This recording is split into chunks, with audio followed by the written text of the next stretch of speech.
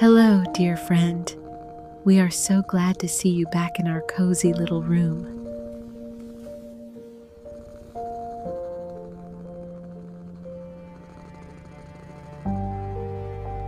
Here, whether it's raining outside or the summer heat is unbearable, it is always quiet, peaceful. The cats are softly purring, and the old book is already waiting for you.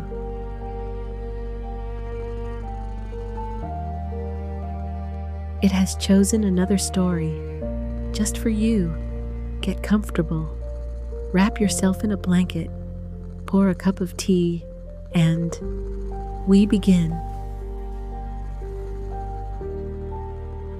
Memory is a strange thing. It rarely remembers dates. It almost never remembers conversations word for word, and even the names of people gradually fade away. Yet sometimes it tenderly preserves a scent for so long that many years later, a single faint aroma can open the door to a place that no longer exists. And suddenly, you are no longer an adult, but that very same little boy or little girl who did not yet know how many partings life would hold and how many meetings that would live on in memory, even when everything else was forgotten. There was once a little girl.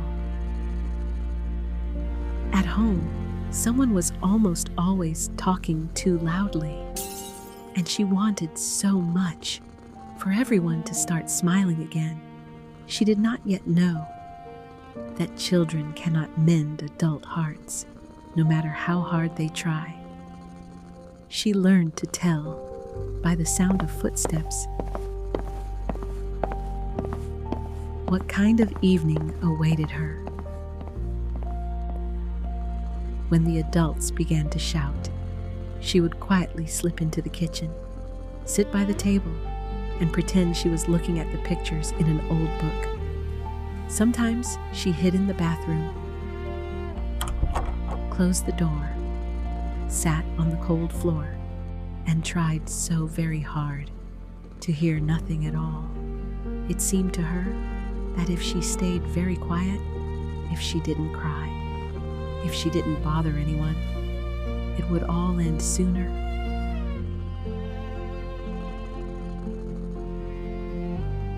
She didn't have a room of her own, so sometimes she would close her eyes and imagine one herself. A small, cozy room, warm light, a soft blanket, shelves with books, and a few cats, always near, who never shouted. In that imagined room, no one slammed doors, no one spoke too loudly, and there was always a place where you could simply sit, breathe, and fear nothing at all.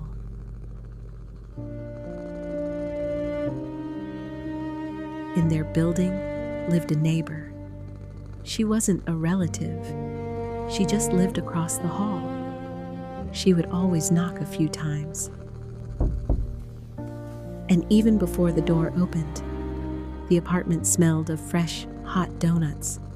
They were still warm. And to the little girl, that was exactly what happiness smelled like. The neighbor always smiled, as if she was in no hurry at all. She would hand them a large bowl, wish them a lovely evening, and quietly return home. And for a few minutes, everything seemed to change. The home no longer smelled of arguments. It smelled of warm dough, sugar, and something the girl could not yet put a name to. Perhaps it was safety.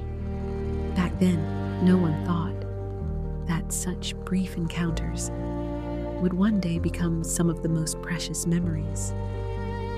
She didn't know that this scent would stay with her for the rest of her life.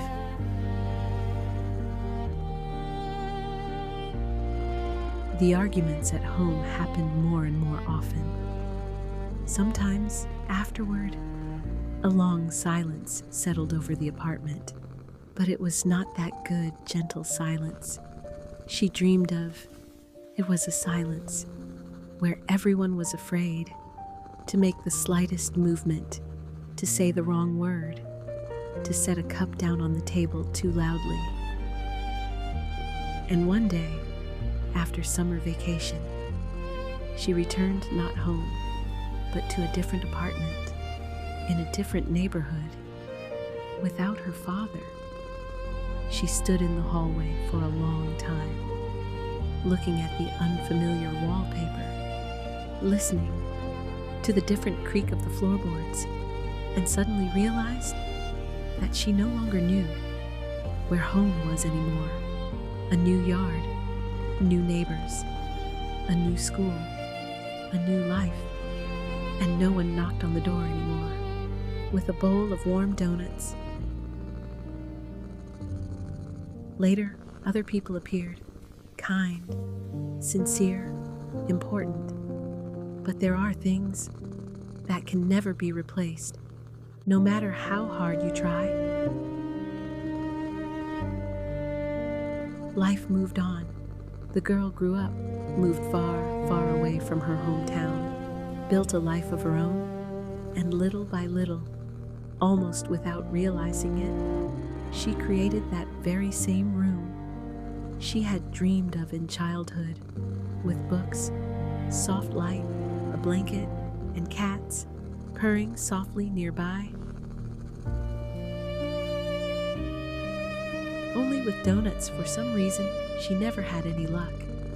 She bought them, tried baking them herself, tasted real American donuts, French beignets, Italian bomboloni, Polish pączki, Hanukkah sufganiyot, Spanish churros, Greek lukumadis, Moroccan svenj, Danish ebliskiver, and Scandinavian kleiner. Every time, she thought, maybe these ones, no, maybe the next, and again, no.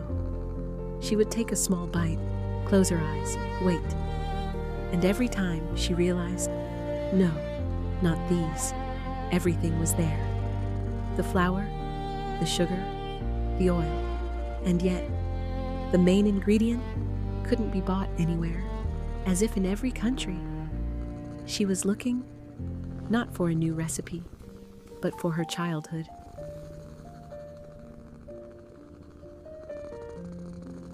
20 or 30 years passed.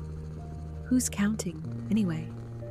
One evening, on her way home from work, she came across an unfamiliar recipe online and decided to try it.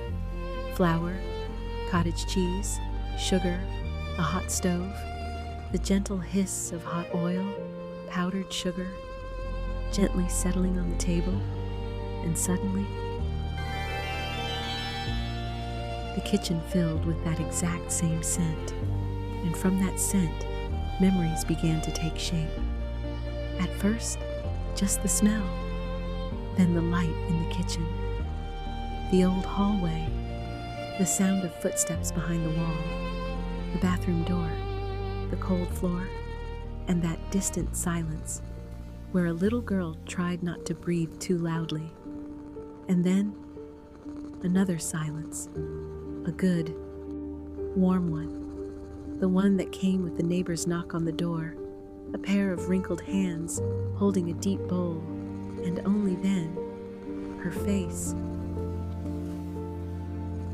She was smiling, a little tired too, and deeply gentle, handing them the bowl, as if between that evening and this one, not a single year had passed.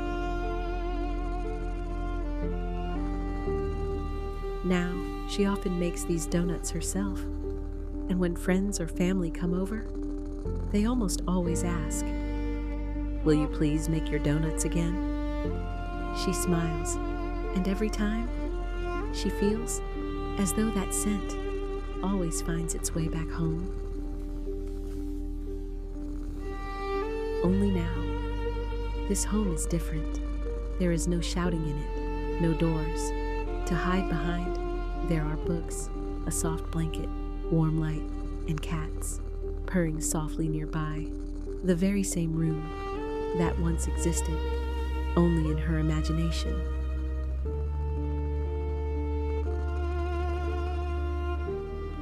The book is resting now. The cats are asleep, and in our little room, a small light will always stay lit. Just in case you ever want to return here again.